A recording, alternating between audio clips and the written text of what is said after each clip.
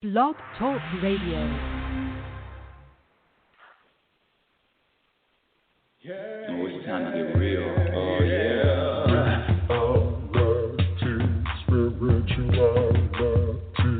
It's a new experience. Spirituality. Yeah, keep your ears open for this one now.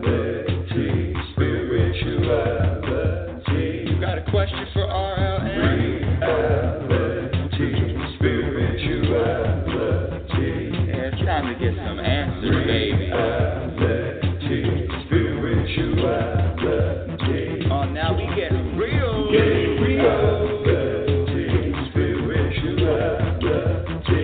it's time to get down.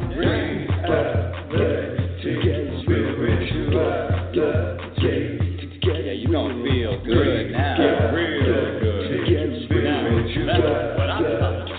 Time to get real. Welcome, everyone. Welcome to Reality Spirituality. I'm your host, happiness specialist, global happiness specialist, Rebecca L. Norrington. Thank you for being here. Thank you to my listeners that I've had for years and years, and welcome all the new listeners that I'm getting every week. I don't know how this show is growing, but it's growing, and I really appreciate the new listeners and contributions to the show. Last week we had a few people call in, and the call-in number is area code 646-564-9619. Again, area code 646-564-9619. Now, so Reality Spirituality, what do we do on this show? Reality Spirituality, who's this Rebecca L. Norrington? What's with the L in her name anyway?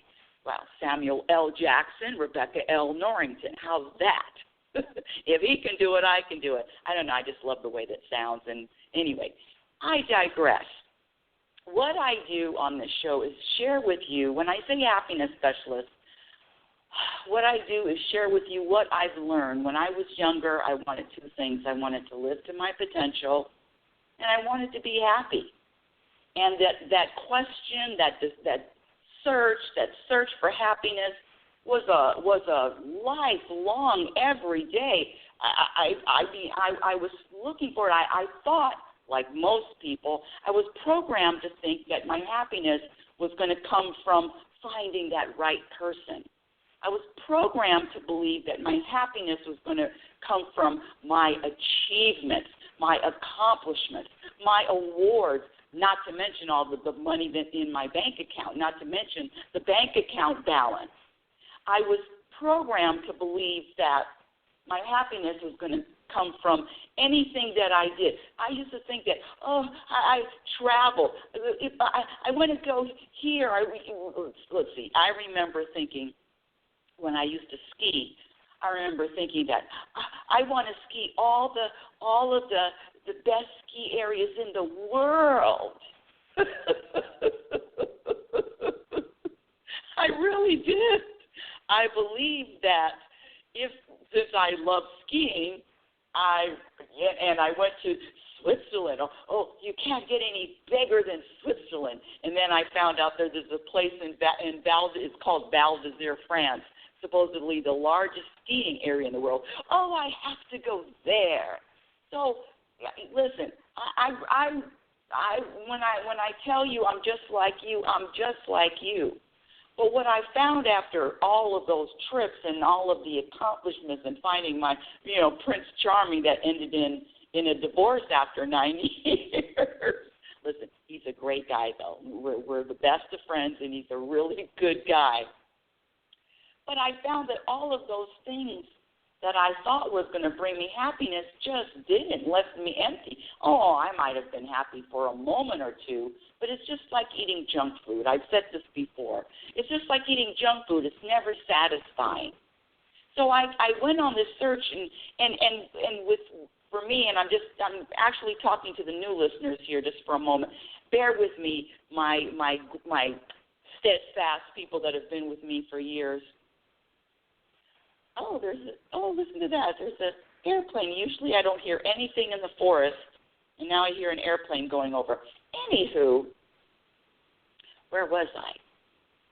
Oh, I forgot. What I want to say is this search for happiness, took me to a place where the only answers, the search came all the way back to me, came all the way back to the person in the mirror, came all the way, did a boomerang, had nothing to do with what I did, had nothing to do with what I accomplished, had nothing to do with how much money I made or how little money I had nothing to do with how much I weighed. It had something to do with an internal thermostat, an internal setting. And that's what I share with you on the show, what I've discovered, what I've learned about how to experience happiness, regardless of what happens to you. I don't care if it's a health issue. I don't care if it's a global pandemic. I don't care who wins the election. It doesn't what team. You know, now we're into the NBA playoffs. Don't get me started on that stuff, because boy, oh boy, I'm very judgmental on that. Football season, all of it. It doesn't matter what happens outside. How can I be happy? How can I be at peace regardless of the whirlwinds, regardless of the storms, regardless of what I'm bombarded with on the outside? Is it even possible? How did I get to a place where things that happened to me affected my peace? How did I get to a place where my circumstances was the reason for how I felt? And that's what I share on this show. And you know what's really interesting? The universe has, I use the term universe. People have different terminologies. It doesn't matter to me what word you use. It doesn't. And let me say this, for all my atheist friends out there, you're welcome here too, because this is not really a belief in a, let's see, how do I put this? It's not a religion. Happiness is a formula. There is a formula, just like there is a formula for water. There's a formula for gravity. Happiness, is there a formula for gravity? Well, anyway, gravity, is there a formula for gravity? Well, just like there's a formula for silver, there's formulas for, I know what is that, the relativity, Einstein's, oh Lord, now I'm going blank here. Theory of relativity. Anyway, there's a formula for that. Yeah, I think that is gravity. So there is a formula for happiness. Happiness is a practiced skill. And like any other skill, the more you commit to the practice, and you know what to practice and you know what to eliminate, and it is a daily practice, it is a moment-by-moment practice, the better results. So the question that you ask yourself is, are you ready to prioritize and commit to happiness over everything else? And when I say happiness, I'm talking about a state of being at peace, feeling content, feeling a deep sense of satisfaction, feeling an energy of balance, feeling at one with yourself and the world at all times. It doesn't matter what happens to you. And so my definition of happiness is being able to be at peace regardless of what happens and regardless of what doesn't happen. And with that,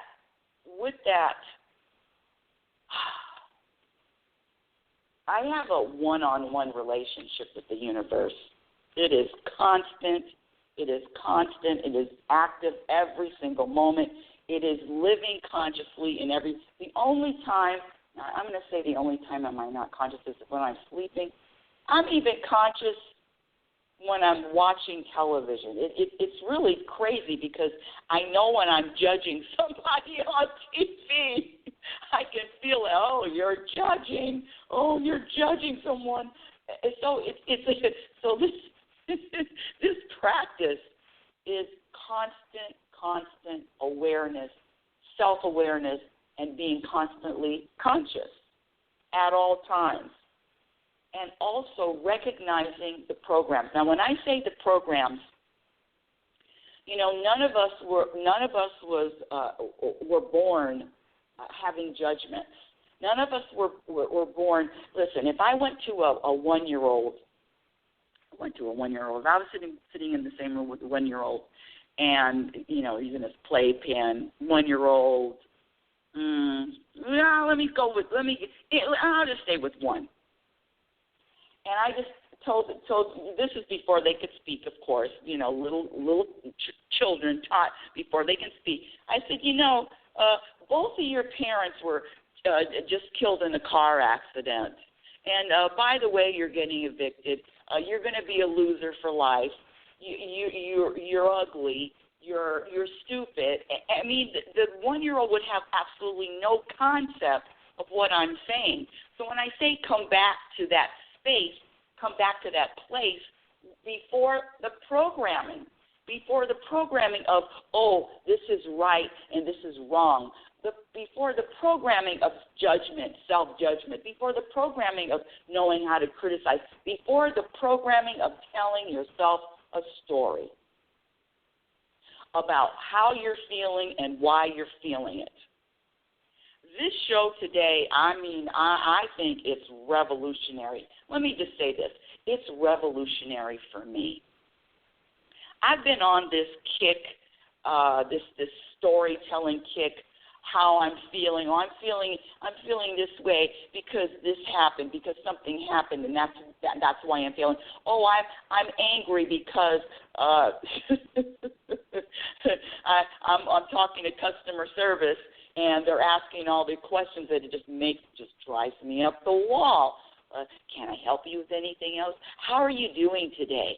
And it's endless, the questions. Questions are endless. You go out in the real world, you go to the bank, and it's, how's your day going? I mean, those questions, those programmed questions, trust me, catch me on an off day, and it drives me through the roof. Because my story is, oh, they're just programmed. They can't be. You see, they're just robots. I'm in a world. I'm surrounded by robots. Wake up, everybody! Why don't you wake up? I mean, how can you ask me? How can you say have a nice day and it's 7:00 in the evening? Yeah, I think of things like that. That really bothers me. Well, it can bother me. But let me share a secret. That's the story I say. The story is, if somebody says to me at 7:00 in the evening, have a nice day, oh, that's the reason why that bothers me. That's the reason why my buttons are pushed. That's the reason why I'm triggered. I'm here to tell you. I'm here to share with you. I think it's revolutionary. It's a new path I'm going on. It's not the story. It's the season. It's not the story, it's the season, meaning that it doesn't matter what anyone says to me. It doesn't matter what happens. It's just time for me to feel aggravated. It's time for me to be irritated. It's just time. It's the season for me to be annoyed. It's the season for me to judge. See, it's really letting each and every one of us off the hook and letting go of the stories.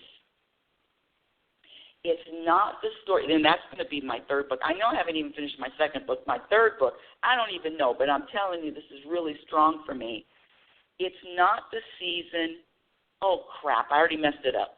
It's not the story, it's the season. So the stories are the reason why we feel a certain way, we are acting a certain way because of the belief in the story. But what if, here we go, put your seatbelt on for this, put your seatbelt on, here we go. What if we were all here to experience different seasons?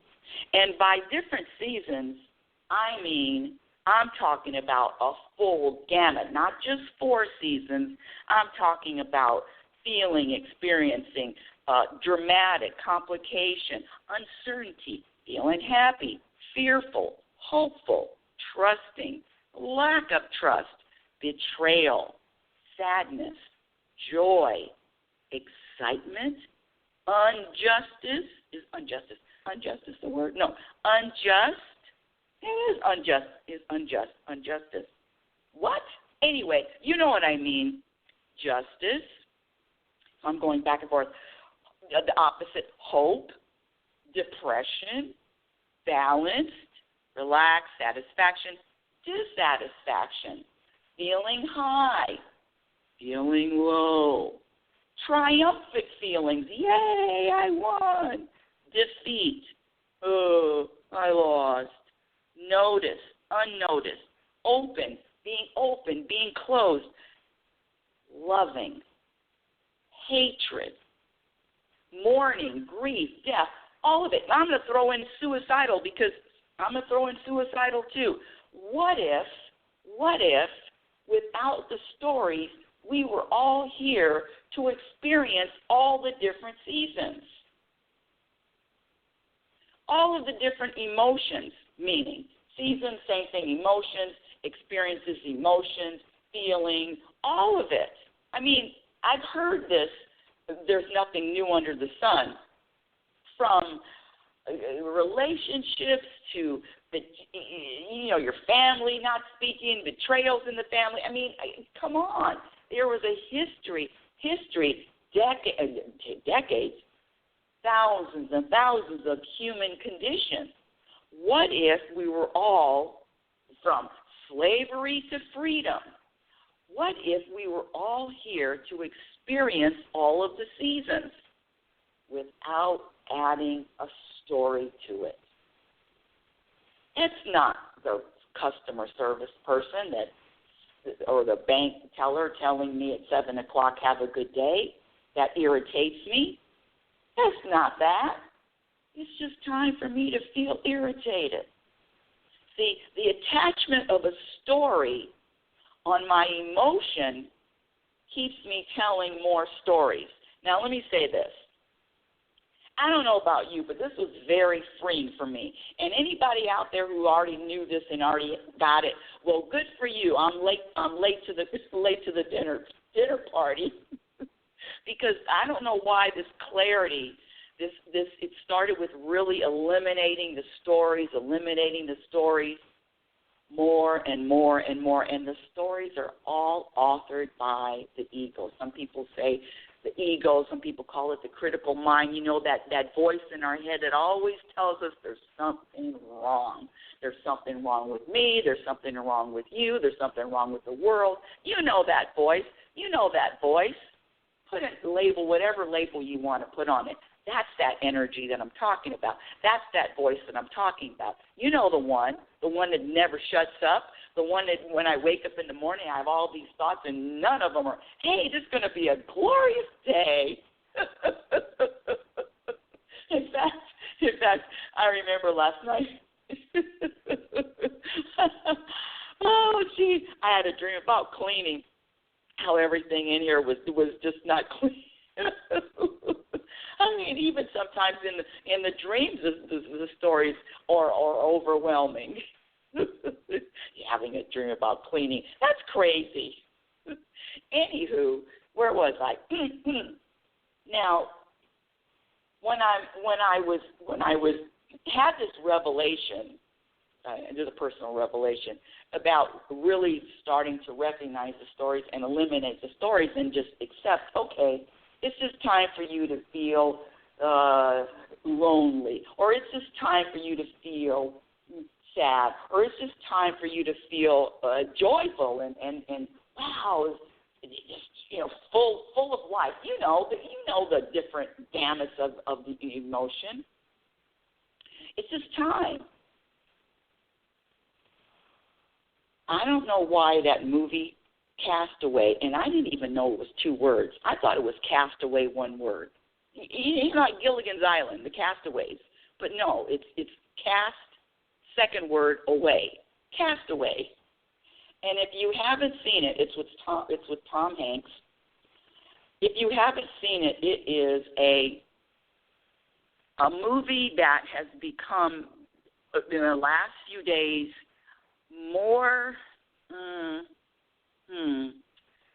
interesting to dissect than anything besides The Matrix.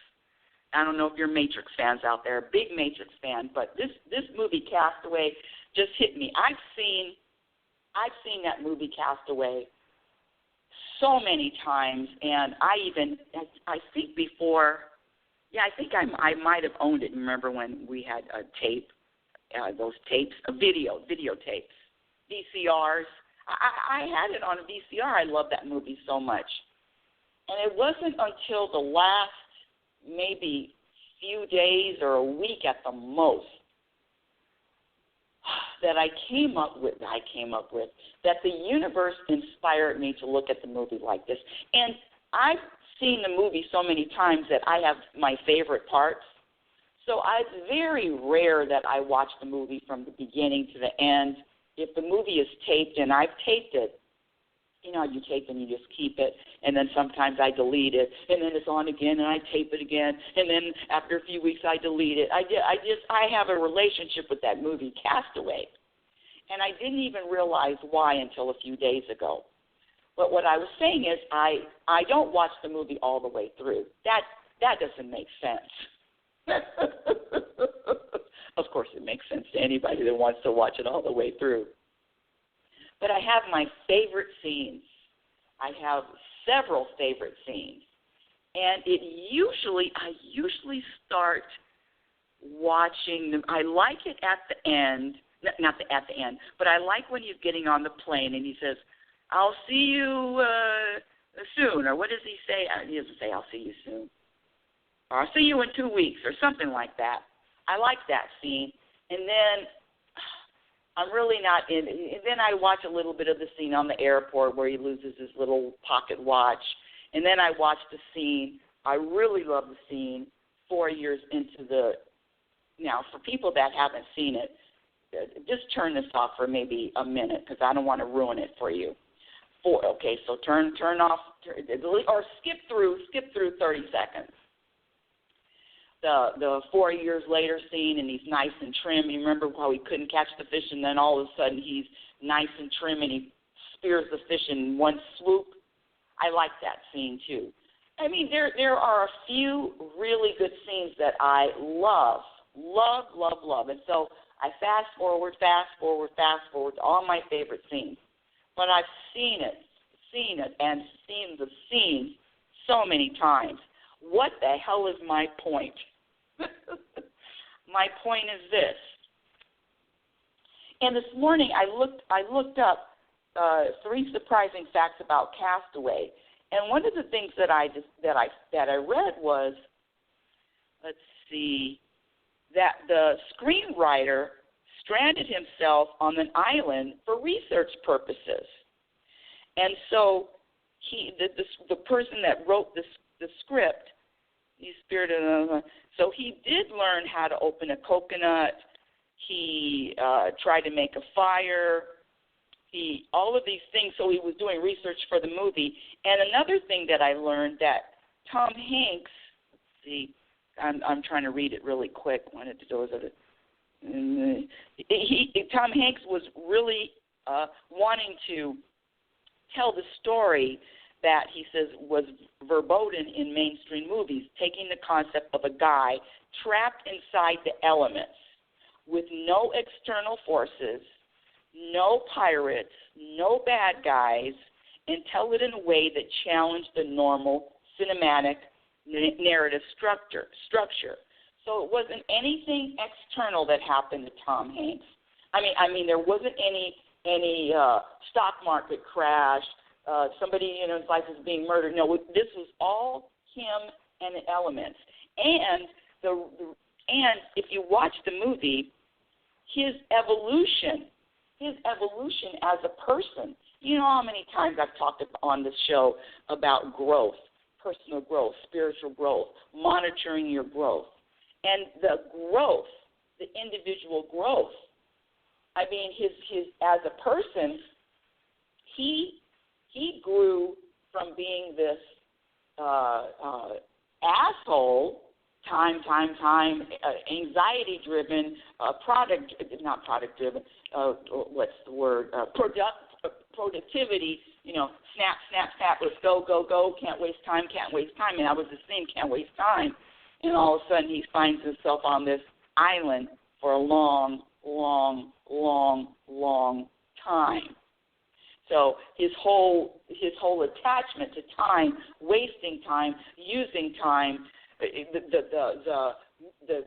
relationship with time was shattered. And one of the things that I shared on the show is what adds to happiness. What are the behaviors? What are the components? What are the practices that are guaranteed, formulated, that are going to add to your happiness? Well, one of the things in the movie is the last spoken words. And I went to the scene because I didn't even remember this. But his last spoken word in that movie, Tom Hanks, is "thank you." And so one of the practices is to experience, and I know we've heard this, being grateful. I know, gratitude, and listen.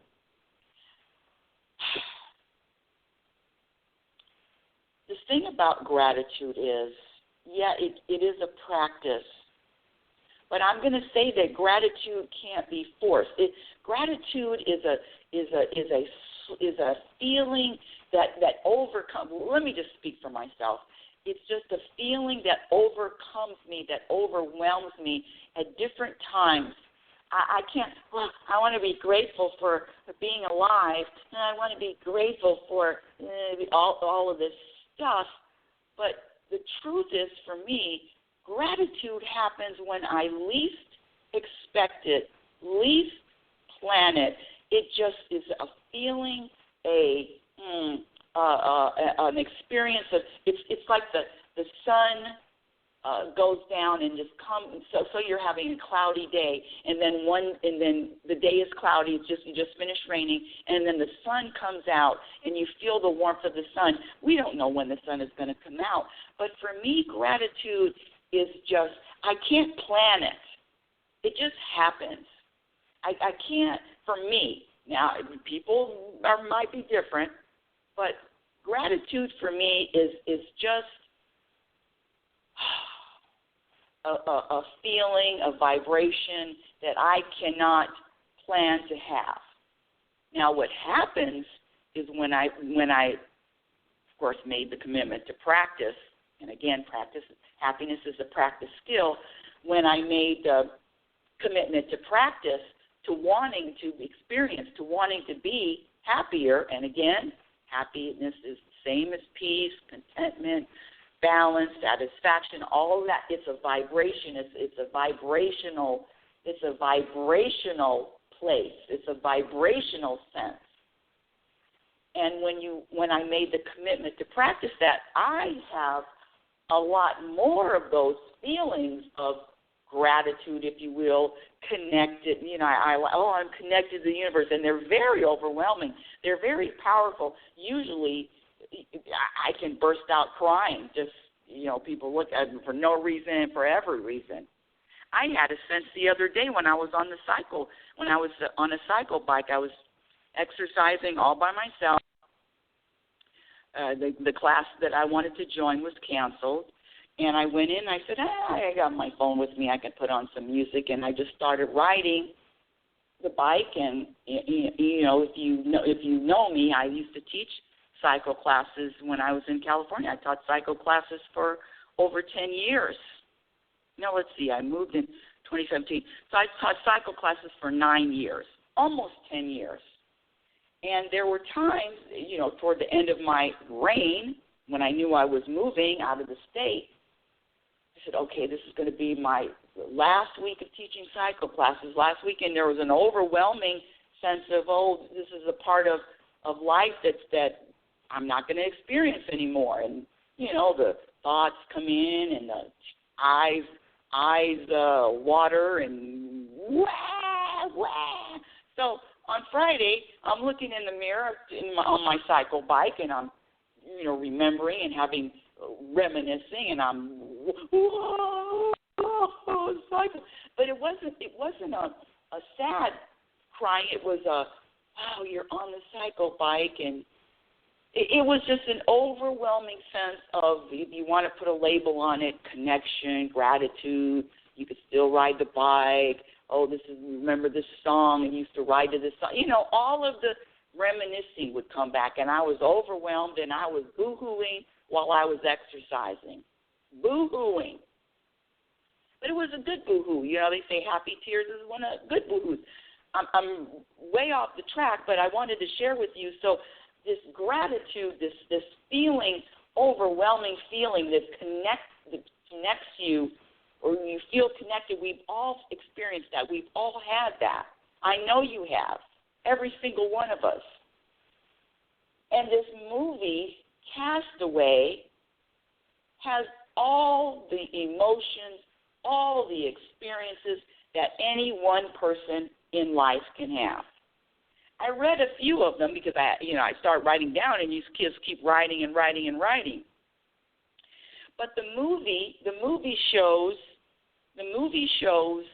bits of being fearful, trusting, scared, balanced, happy, but mostly, listen, it's a whole movie of acceptance of circumstances, acceptance of where you are in the moment, even to the point of this guy got to the point where he made fire out of nothing. He finally made fire after, remember, cutting his hand. Remember how many tries he had to make fire? And then one time he just slit his hand open, and he was mad, and he was pissed, and he was cursing God, and who knows what else. It's the same with us. We have everything that man experienced. I know it's a movie, but it's a great movie if you're wanting to dig and dissect it for the secrets of this life, secrets of having a happier life. Now, when he was this ranting, look at the time, that was a life full of anxiety. That was a life full of of course, I'm making the way I wouldn't want to live like that, rushing, looking at the clock. He was even at a Thanksgiving dinner looking at the clock, and I remember his fiancée, she put her head down. You're always looking at your pager. Oh, that's when pagers were in. You're always looking at your pager. I mean, she felt we're at Thanksgiving dinner and you can't even not look at your pager. They call it a workaholic. He was a workaholic.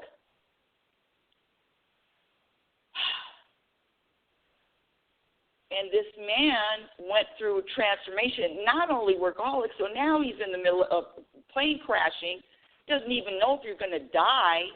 I mean, can you imagine? Listen, I remember I had a circumstance in my life that I thought I could die. I actually thought I could die. It was one day skiing, and I remember it was with my husband at the time, and we went up all the way to the top of the hill, and we were in Val d'Isère, France, and we were all the way at the top of the hill, and we did not heard about a snowstorm. They weren't letting anybody else up on the lifts. We didn't know about it. We didn't hear about it. Here we are, two losers, two Americans, getting ready to ski down from the very top. And I remember getting off the lift and thinking, where is everybody? I'll never forget it. Where is everybody? Nobody was around because nobody was skiing, because everybody heard that you don't want to ski today. The conditions aren't going to be very good. The conditions we're going to have snow. You're not going to be able to see. Your visibility is going to be. And I remember, well, where the hell? Because usually, you got people with you. No, I was up there. Wow, this is great. Nobody's around.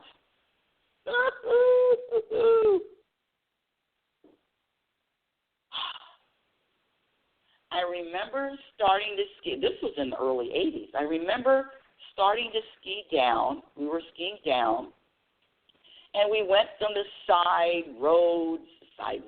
this side area. You know, it's just trees and snow. You always want to ski powder. You don't want to ski where people have skied. You want fresh snow.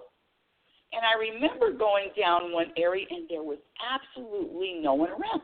I didn't know how to get back down. There wasn't a trail, and it was just starting to get really, really cold. And it was snowing.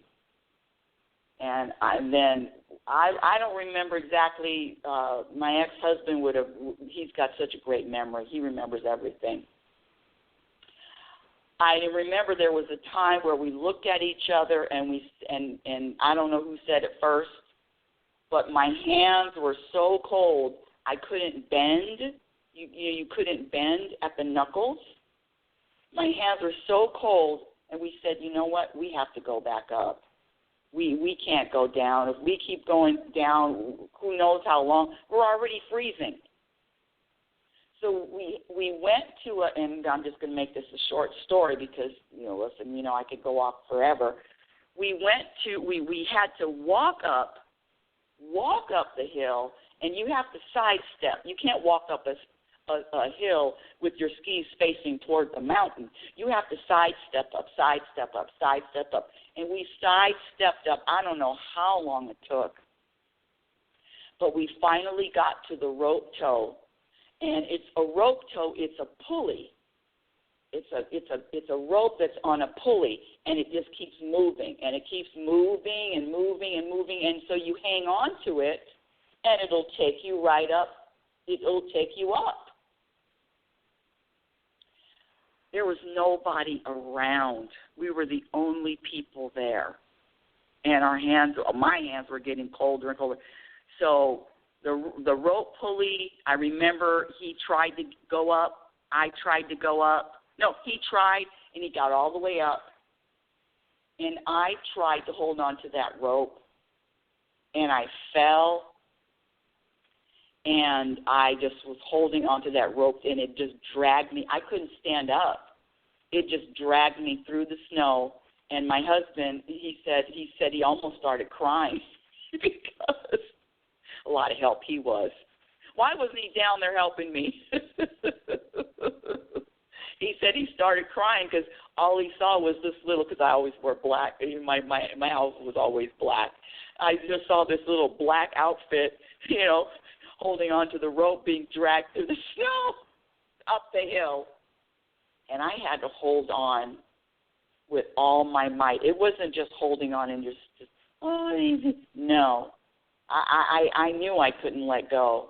And whether I fell or I stood up. Anyway, that's my story of almost dying. What is my point? My point is the same thing with Castaway. I don't know if anybody out there has a brush with death, but everything in that movie, every single emotion from almost dying to remember he was suicidal, to love lost, to hope, to hopelessness, to having expectations when he finally, just in case somebody hasn't watched it. In fact, if you really haven't watched the movie, I would advise you, I would advise you to, I'm not going to advise you to do anything, but if you don't want to know the story of the plot of the movie, stop listening to this. Because I'm just going to have to say it. The waiting, the 4 years, the acceptance of he might never even get off the island. And then finally the universe brings him what? Brings him this outhouse, this piece of an outhouse where he makes a sail out of it. And he plots and he plans and the wind, and he didn't even know. He was willing to leave that island, leave security for the unknown. For the unknown. This is our life, all of it. Fear, doing it, what is it? Fear, doing it even if you're afraid. Everything, having this woman that he loved that kept him alive, he said kept him alive on that island for 4.5 years. Finally, he sees her again, and she's, I'm sorry, but no, I've got a life here. Now he's got to start all over again. He's the despair, the hope, the up, the down, all of it. This movie, Castaway, has every single human plot, every single human experience possible, right? Even to the point of being injured, even to the point of having, with the blood, he hurt his foot and scraped his hand. I don't know. It just, for me, it's just so clear. So in Castaway, what the practice to get to that ultimate peace is the gratitude, the acceptance, the awareness, surrendering to what life is, surrendering to your moments without resistance. There was one thing, let me see, let's see, what does it say?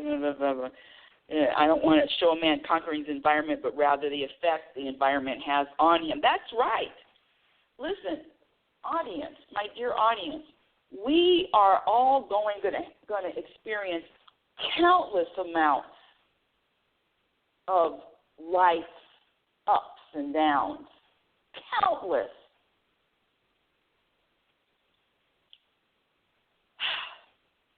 That's a given. Can you just accept that it is just the experience without the story? What if the universe says, okay, you're here to experience all of this. You don't need to tell a story. In fact, the story isn't even relevant because you're going to feel all of that. You're going to feel all that. You're going to experience all that without the story. What if all of it is just the story? Hey, Nathan, what if it is just the story? I'm sorry. What if it is just the experience? I got excited because I saw Nathan's number. It is just the experience. It's not the story. It's the season. So listen, for me, I'm getting rid of 98% of this story thing. And I know I had an addiction to the story, and the stories make so much sense, and the stories are justified, and the stories, yeah, of course. But I'm here to tell you the stories are the reason for the suffering.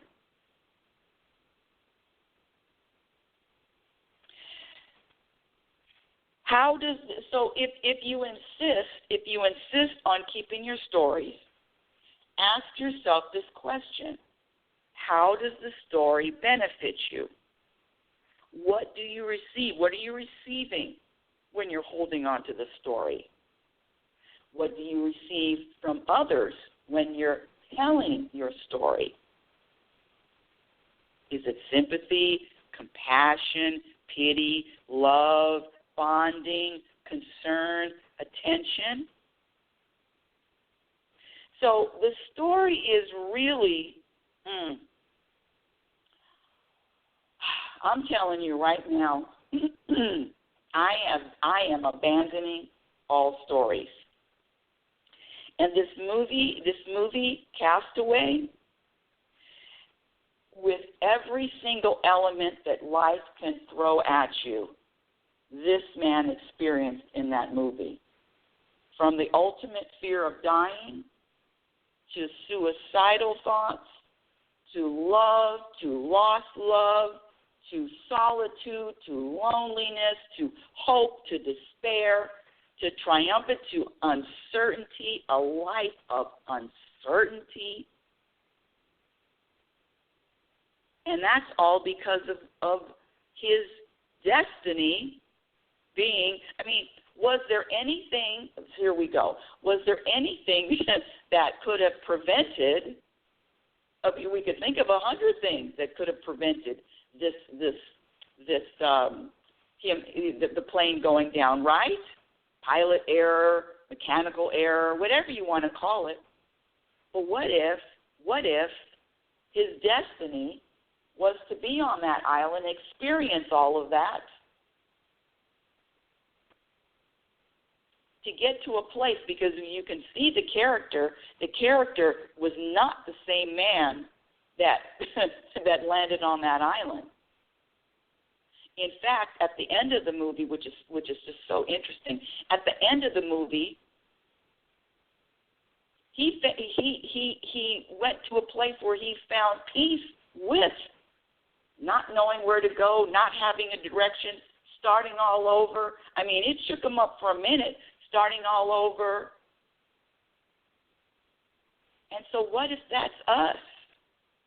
What if that's all of us experiencing this life with all of the emotions and all of the things attached to it? And maybe that's just it.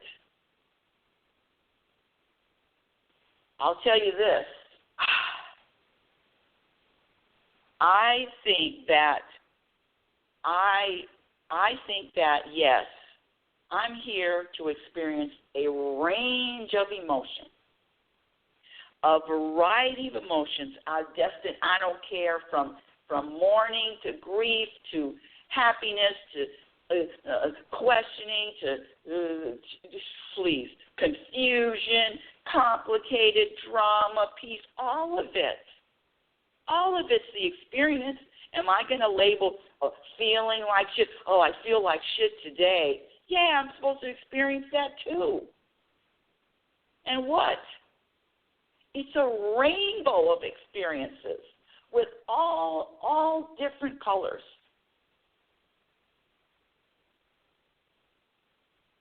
What if I said let go of the story, and you will feel, if you let go of the story, I don't care what the story is, because the practice is to just flow with life. Shitty day, great day, all of it. And then letting go of the labels of shitty day. It's just listen, if the volcano is erupting, is there a reason why that it's erupting only other than the reason that it's time to erupt? Nathan, you want to say anything about this? Press the number 1 if you do. If you don't, that's okay too. Oh, hold on. Let's see.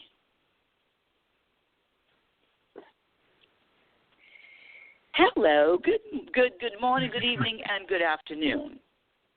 Good morning, good evening, afternoon. Yes, I would love to come on. I'm loving what you're saying. I'm resonating with all of it. And wouldn't you be so happy to know that I think the volcano is erupting for me this morning. Yeah!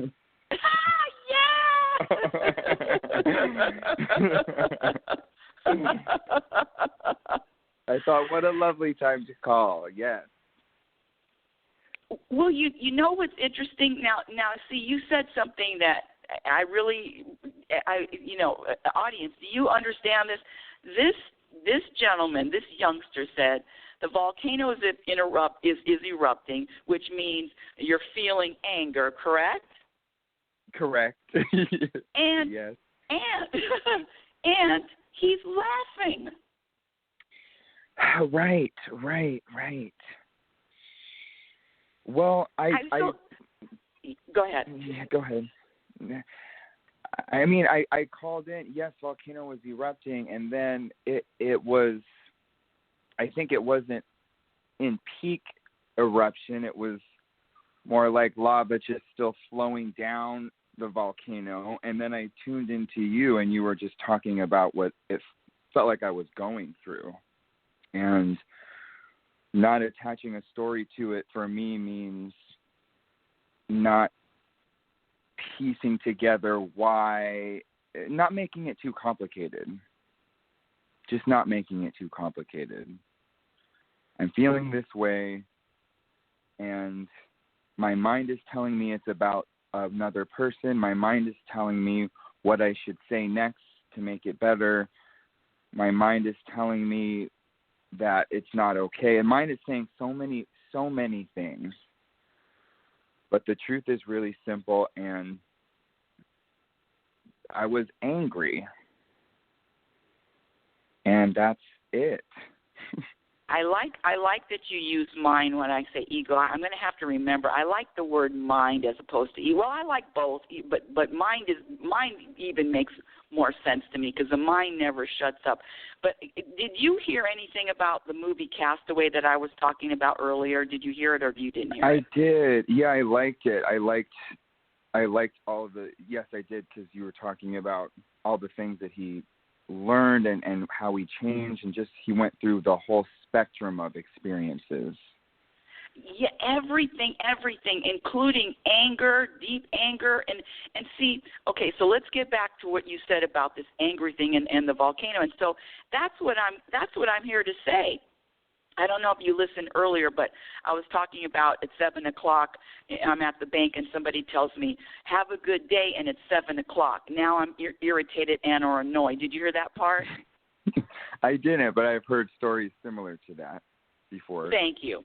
Well, what I shared on the show was that, and I'm just going to go, really quick. What I shared on the show is, it wasn't what somebody said, have a nice day. It wasn't because a robot told me at 7 in the evening to have a nice day. It was just because it was time for me to feel annoyed. It was time for me to feel bothered. And so I'm letting you know that this Castaway thing, it's not the story, it's the season. I'm really into it's the season. It's the season for me to be angry. It's the season for me to lose weight. It's the season for me to gain weight. It's the season for me to feel lonely. It's the season for me to feel bothered, sad, uncertain. It's the season for me to trust. It's the season for me to feel connected. It's the season for me to be in a bad mood. It's all of it. So this Castaway, Tom Hanks felt every single emotion in the beginning of that movie to the end of that movie, and he ended the movie with a thank you. His last words were thank you, and so this is it. Every single what if I let go of all of my stories and just accept that it's just the season for me to feel this way. It's just the season for me to experience this and feel this way, and it's nothing else. But then, but I know that the programming for me is to have a story attached to it for a reasoning, and I'm here to say I'm telling my stories. Bye. You're on fire today. Yeah. That's so hilarious. I love that so much. You said another word earlier when I was listening, just go with the flow. And I'm really into this flow word again because the flow it does contain all of it, all of those things you said, all of the emotions, the experiences. And the flow also includes the airplane crashing and landing on that island, if you want to use that Castaway example, of what Tom Hanks or the character in the movie was feeling in the plane, or what he was doing on the plane, whether he was thinking about someone or something. That plane had a trajectory, and it was going to go there no matter what he was thinking or doing or feeling. So there's this flow that I am starting to really feel and accept that there's something that I'm not controlling at all. And am I going with it? Yeah, you heard me. Please don't make me repeat it. It hurts. I don't know if your listeners know, but it really hurts to say that I'm not in control of something. So, yeah, so that flow is always going to keep going, and I think that flow contains all of the emotions and experiences, and and I also don't want to. I do like to know a little bit about what's going on, or maybe a little bit of analysis or thoughtfulness. But like you have said before, I don't know if you're still into this, about the stories being, if it's 3 words or more, it's suspect for story, meaning suspect to not even be true, to just be something my mind made up. Yes. Yes, it's the 3-word rule. If it's more than 3 words, it's a story. And the story is always authored by the mind. And so my question, this is a question to you. Okay, here we go. You ready? All right. Yeah, I'm ready. And I said it earlier. I said, how does the story benefit you? Oh, my God, that was such a good question. So now that I have you live, that I have you live, what do you receive from, so how does the story benefit you? What do you receive, and what do you receive from the others telling your story, if you receive anything? The first thing that came to mind. Yeah, go ahead. The first thing that came to mind that I receive is just drama. Just drama, meaning something interesting for me. And what I receive from others, the word that's coming to me is attention.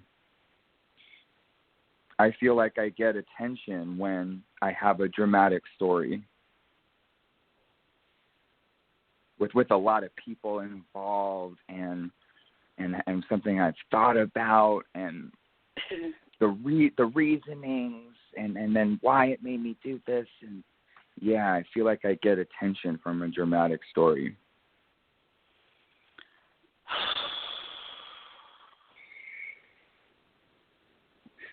And I'll just say something that I've noticed with me is sometimes when I'm having tiffs with somebody, especially somebody that has been in my life a while or that I really believe cares about me or loves me or I love them, if there's a tiff, sometimes I believe it's just because we just wanted to spend time together.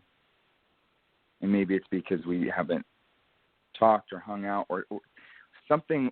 There's something I'm onto with that. That's really interesting conclusion. Yeah. And that is the story. That is the story that you're telling yourself, but that is an interesting conclusion. Yes, and it is the story, and I just wanted to add on, and this is another story, but it's a conclusion that might have some truth in it about just wanting attention, even if it's negative attention, or even if it's and how sometimes because it's like, I remember times in relationships if I think I learned if I was upset with them about something that they would text me back or they would call me back sooner. That's right. So I think so I think I have that. So there's something there. Well, let me cop to it right now. You learned that from your mother, because that it's a manipulation and a control thing. That if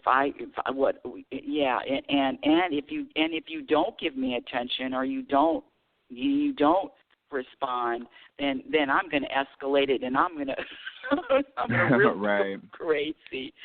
Right. Yeah, so that it's just a whole control, manipulation, all of that kind of stuff. And but see for me, what I was wanting from someone else, I had to find it within myself. Wanting anything from someone else. Anything. I mean, unless you say, hey, can you help me move this couch? It's different. But wanting any kind of, it's just a disaster waiting to happen, because it's never going to be all the way filled up. In other words, okay, it's a gas tank, so it's always going to go empty. It's going to go empty. It's going to go empty, and you got to fill it up, go empty, go empty. That's why I'm the only one that can fill up my own gas tank. Yeah, I'm into that too. I'm trying to think of a good metaphor, but I like the gas tank, just going to the same spot for gas. And yeah, well, I don't know. There's something there to that about wanting something from someone else in that way, because one time they might do it, and then another time they might not do it, and it's just not. It's a gamble. It's not sustainable. Yes, thank you. And the thing, yeah, it's not sustainable, and that's why when we talk, I talk about needing something from someone, and it's not about I don't need anybody. I don't need anybody. That's not what I'm saying. It's really there. I need someone to call me. I need someone to pay attention to me. I need someone to care about me. I need someone to, all of those needs. I need someone to listen to me. I need someone to, for me, it is just a trap. It's never sustainable, and it's, for me, it's just letting go and trusting that I get everything I need in every moment, whether that's from my environment or it might be from a person, or meaning that contact, but me, I need this, so I have to make something happen. Just relax and know that I will get everything I need, and that's with people, that's with anything. Whatever I need, I have. Yeah, I really love this mantra. Whatever I need, I have. And I'm thinking of reducing the stories. I say I need to be listened to, or I feel like right now, or in this moment, it's always going to be this moment. I feel I need to be listened to, and how I'm listened to. So if I start speaking, that, like you said, it might be speaking to a friend, it might be speaking to a stranger, it might be speaking to a tree, it might be speaking to space. Maybe it's speaking in the mirror, or it's speaking to a squirrel. Maybe the squirrel is listening to me. So who am I to say I need to be listened to by this person in this way, in this specific way? Because I think, like what you said, for me, that's going to be a recipe for disaster, because they will most likely not do it. And if they do it in that way that I think I wanted or expected, then it's just training me to believe that they're going to do it again next time. So it's like a letdown, setting myself up not for like a letdown. It is a letdown. I like a letdown. It is a letdown. Yes. Jeez. Yeah, that's not sustainable. Yeah. So listen, I'm willing to be listened to by a tree these days, by a rug. I'll take whatever, the universe. I'm not choosy these days. Yes. Well, I have to tell you that I had a conversation the other day with one of the plants in my bedroom. Yes. All right. And yes. How did that go? It went very well, and it's the first time I talked to this plant, and I discovered that this plant had a face. And so I named the plant Face, because all of his leaves are facing the sun, and they look like it looks like a face to me. Now, it probably doesn't look like a face to anybody else, but it looks like a face to me. And if anybody's listening, that's right, I'm crazy, and so what? So I called this plant Face. I called him Face, and I call him Face. He's the only one with the name.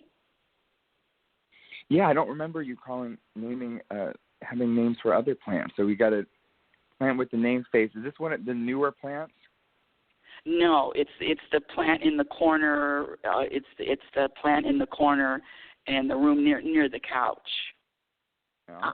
I took a picture of him. I'll send him your picture. But yeah, he's Face, and he's the only one with Face. And it only happened that one day, and I had a nice little conversation. I kept staring. I said, "You have a face." Yeah, I've seen faces in the trees before. And so there you go.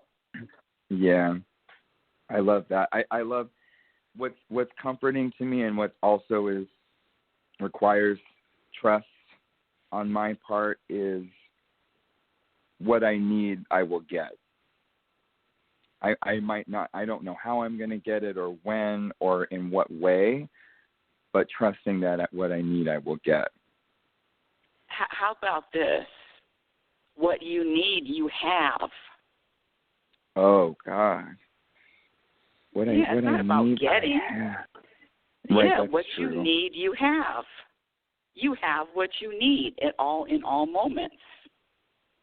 I like that. I like have what I need. I like getting. I'm getting what I need if it's You're in this moment, and yes, I'm getting it, receiving it right now, it's coming to me.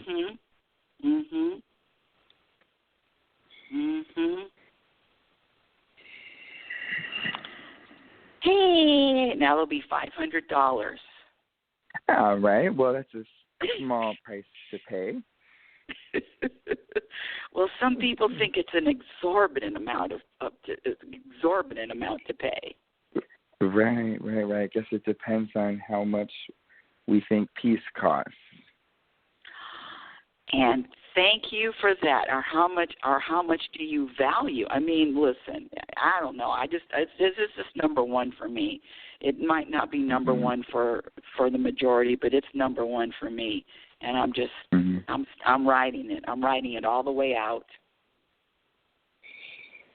Yeah. And then can you just cap it with what we mean by peace, and we talk about underneath the surface of the waves, because I don't want to be rolling around here thinking I'm la-di-dying all day. No, it's not about la-di-dying all day, but again, you said the ocean, and we were going to go back to the Castaway, because that's the theme of the song today, the show today, Castaway. And so in the ocean, when his plane crashed, and even when he made his escape, you know, the ocean, on the surface of the ocean, there could be waves, there could be a tsunami, there could be a storm, there could be up and down, especially if you're in the ocean. But at the bottom of the ocean, it is always peaceful. Always. It's so peaceful down there. Some parts of the ocean, in different oceans, there's not even any sun. And do you know that bacteria and things still can live when there's no sun?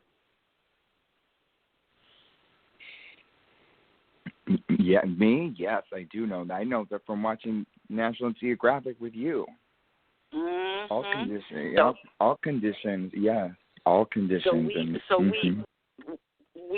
are the ocean. We are the ocean, and at the bottom, at the core of who we are, the consciousness, the uber consciousness at the core of who we are is always peace and quiet and calm and ease and content and balance and flow and quiet. That's under all of the waves on the top. And so the waves on the top is just part of the journey. The waves on the top is just part of the experience. Yeah, I'm gonna get tumbled around. I'm gonna get knocked around. I'm gonna have this feeling. I'm gonna be scared. I'm gonna, he was suicidal. I've had shit. I mean, come on. What if I killed myself? Who hasn't thought that? Now, there's some of us braver than others, but thank you, Robin Williams. That's a very bad joke, but but yeah, right. But no, of course, so, and all those thoughts, and I was just going to say, those waves are the ocean, and the bottom of the ocean is the ocean, and the middle of the ocean is the ocean, and it's all connected and included. So whether I like the waves more or like the deep ocean more, it's still accept the fact that it's all the ocean. It's all part of the same piece. Yes. And I contend that when you really practice this and you really commit in practicing the self-awareness, I contend I can be erupting. I could be a volcano in full eruption. And in an instant, I can be at peace. And I'm saying that I'm not now. Sometimes I'm going to be full eruption, and I'll stay full eruption for until I simmer. But I can go from full eruption to instant peace, because if I'm talking to you and I'm angry, and you say something funny to me, I'm going to go into instant laughter. I mean, it's and I've had conversations with you when I'm crying. And then you say something funny and you make me cry when I'm laughing, laugh when I'm crying. I did that to somebody the other day. She was crying to me, and I said something, and I made her laugh. She said, I'm laughing when I'm crying. So if I can laugh when I cry, and I can go from the top anger and then go to instant peace, I mean, there's nothing more peaceful to me than laughing. Really laughing. I do. I like that. I like that a lot. I have this thing about momentum and following momentum, but maybe momentum can be really quick sometimes. Not just maybe. Definitely. Yeah. Well. Stop on a dime. Turn this way. Turn that way. Shift. Quick. Sometimes it's slow. Sometimes it's fast. That's what I'm saying. We experience all of it. Fast, slow, take a long time, take a short time. Look at the universe with the Big Bang. I mean, that happened, zip, bam. And then, you know how many billions and billions of years it took for it to form? That's true. Mm-hmm. So that momentum, you have to feel momentum. That's I don't understand what you're saying, but I'm telling you, momentum. Listen, I can switch up momentum. I can switch up momentum. I need more momentum. More momentum, less momentum. More momentum, less momentum, more momentum. That's right. Yeah. Well, thank you so much for yes. No, I was going to say, and to wrap everything up, for me, it's not to take any of this shit so seriously. None of it. Right. From the life to the relationships to this, do I have this moment, that moment? Take it seriously. It's important. No. Nope. Lighten up. It's not serious. Even the anger isn't serious to be. None of it. Let's lighten up. Right. I think, it's like, what? Whatever. If the volcano erupts, it's gonna cool off. It's cool off, it'll heat up. If it heats up, it's gonna dry up. Like things can change. Things can adapt. And I'm going to say this. You're more than a volcano. You and me, we're more. See, the volcano can only do one thing: erupt or be dormant. See, that's the volcano, true. if it's erupting, is not going to stop erupting. No. See, we're more than a volcano. Mhm. How you like them apples? I just came out of my you-know-where. Yeah, no, I like that. And I think that I like being more than a volcano, I think. Yes. Yeah, why not? Yes. Oh. Well, you're welcome. Reality Spirituality is heard every Sunday. I want to thank Nathan, my one and only son, for joining the show. What a great contribution. I just love when he calls in. Reality Spirituality is heard every Sunday at 9 a.m. Pacific Standard Time, and my website's going to be maybe launched maybe in another couple of weeks. Follow me on Twitter at RL Norrington, LinkedIn, and my Instagram handle is RealitySpirituality. You can find a few videos of me on YouTube. That's right. My first book, Reality Spirituality, The Truth About Happiness, can be purchased on Amazon. And my second book, Program for Unhappiness, is going to be out sometime this year. And until next time, my third book, the title, it's not the story, it's the season. Or either it's going to be a chapter, but it's not the story, it's the season is the third book. Until next time, my dear audience, I want you to remember who you are. You're a physical extension of the universe. You're always evolving. You're always changing. You're always growing. Love is patient and love is kind. Be patient and be kind to yourself. Be your best friend. Remember, you cannot have a happy ending to an unhappy journey. You've been listening to Reality Spirituality with yours truly, happiness specialist Rebecca Lynn Norrington. Have a conscious week, and remember, happiness is a practice skill. Your experience in every moment will reflect what you practice. Thank you for listening. Yeah. Oh, it's time to get real. Oh, yeah.